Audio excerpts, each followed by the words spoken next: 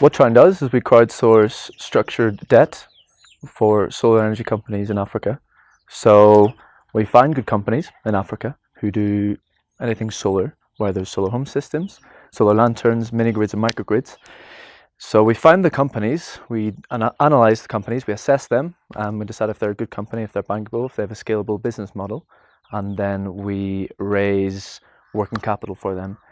This comes in the form of structured debt, so usually inventory finance, but there are different ways we can do this. And then we typically provide the stock, so the solar inventory for the companies, such as RUH here today. And that allows the company to scale up in a place where, in a market where access to finance is quite difficult. It's not easy for them to get working capital, so we solve that problem for them, allows them to scale up and find more customers and have more of an impact on their market. So that's from the top, from us crowdsourcing to getting the inventory, to bringing it in here. And this, we're at a home where there's been a solar panel installed, which is installed by one of our partners who we finance. So the impact that we have is that we facilitate the distribution of solar products throughout Africa.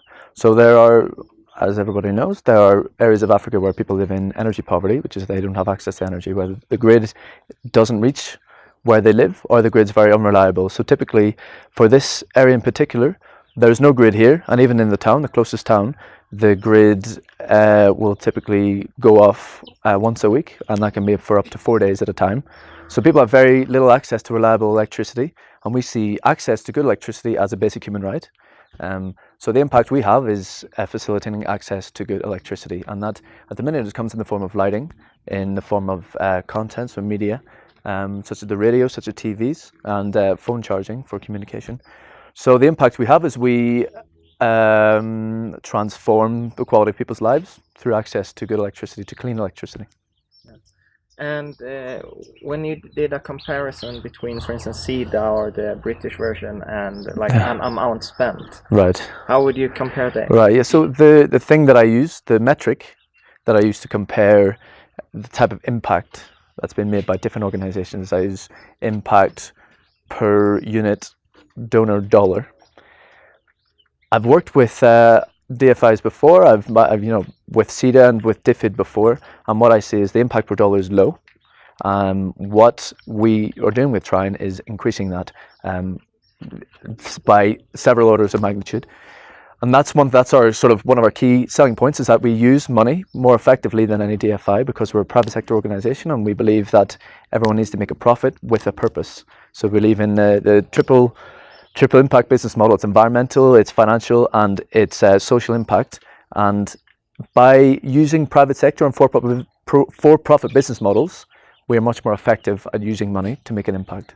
Yeah, and you have even had, like, for instance, the DFID to go and take a first-class position. Can you say something more about that? Yeah, so this is something we strive for as an organization, is using third parties, typically donors, to guarantee our debt products, and we're implementing this in a systematic way going forwards. As we scaled up, we had several of our campaigns had these first loss guarantees, several didn't, but we have used donor money and other private sector bodies' money to guarantee our loans, so that our investors always make a return if something goes wrong, which has never happened, but we always want to guarantee that our investors will make something in the end.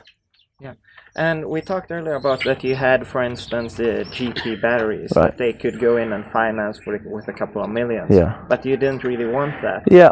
Well, so we launched our platform just over a year ago, and our key focus at the minute is getting more investors on board to try and increase our portfolio of investors. And so we have organizations such as GP Batteries coming in offering larger amounts of money to fund campaigns, but instead we like to use such big tickets instead in more creative ways. So instead of filling up a whole loan, which we get as 0 investors, we use that creatively to provide first loss guarantees, to hedge forex risks, different things like this, which is more creative and more effective and useful for us and valuable for us than having them fill a whole loan. And if you would make like a 2-minute pitch for a new person who doesn't know Trine, like who's seeing this video on YouTube, Yeah. like what would you say? Okay. Well, basically, what we believe in, as I mentioned a second ago, what we believe in is profit with a purpose. We've come in with a for-profit business model and tried to solve a problem. Now, I've worked in this sector for a while, and I've seen the key problem out here is access to finance. If companies can't get finance, they can't scale up and they can't make an impact. There are lots of very intelligent, very business-minded people out here who can make a real impact in their society and transform the quality of lives, particularly in sub-Saharan Africa, but they don't have access to finance. And that's where we come in as a foreign company with the ability to raise funds. And we have an innovative model, a non-traditional fundraising model, which allows us to raise money through our crowd to impact people living in rural sub-Saharan Africa, impact their lives and change their lives completely. So what I would say is that through us, you have the capacity with your own finance, with a small amount of money. We can invest anything from $25 upwards, 25 euros upwards, and you can make a real impact on people's lives. And we'll see that by the testimonies of people we speak to, from the people who are using the systems, the people who are selling the systems, the people in charge of distributing them.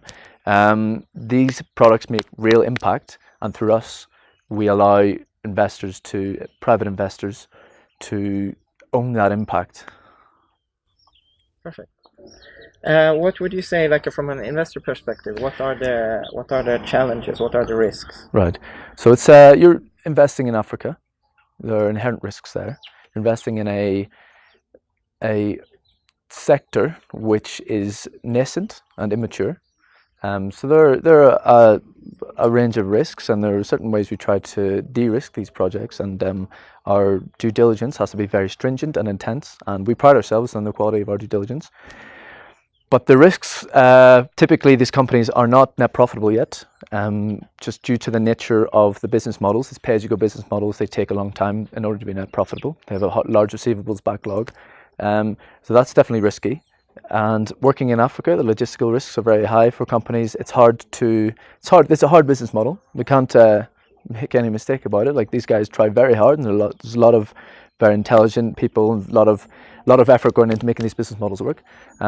So there are a number of risks, and typically the local markets are starting to learn. But the problem is, where we come in is the banking sector is not very, it's not on point with this sector. It allows us to come in, and they want to hold back, but we see it as we see a lot of opportunity. Basically, we see it as a market that's seen as very risky, but it's starting to become less risky. There are technological advancements in terms of data collection and transparency that are massively de-risking this market. Every year it gets less and less risky.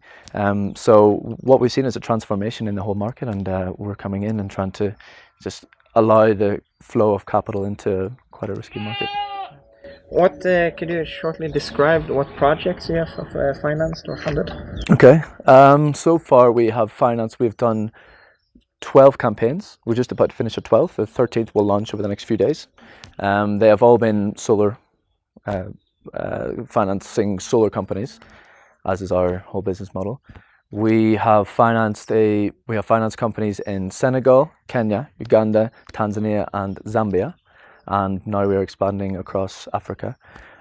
So it's been mostly solar home system companies, which is it's the easiest type of business model for us to come into, because we understand it well, and the market is quite mature in East Africa relative to the rest of the world. We've also financed microgrid companies, where it's larger systems, you have connections to people's houses and different added services, and it's always structured finance, so it's working capital, it's asset finance, or it's trade finance.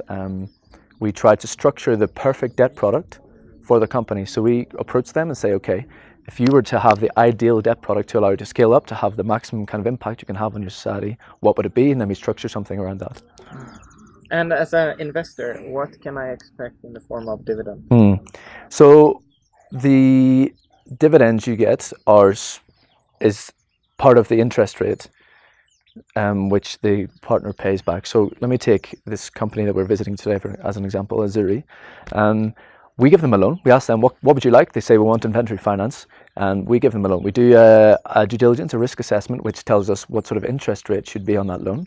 And then we split the interest rate in half, and we make a profit through half of interest rate, and then the 50% goes to our investors, to the individual investors in Europe. So if the interest rate on that loan is 10%, then we get 5% and you get 5% per year. Is there anything that we missed now when I ask you the question? Is there anything more important you would like to add? Yeah, I mean, basically, as I mentioned, we're trying to solve a problem, and there is a huge problem here.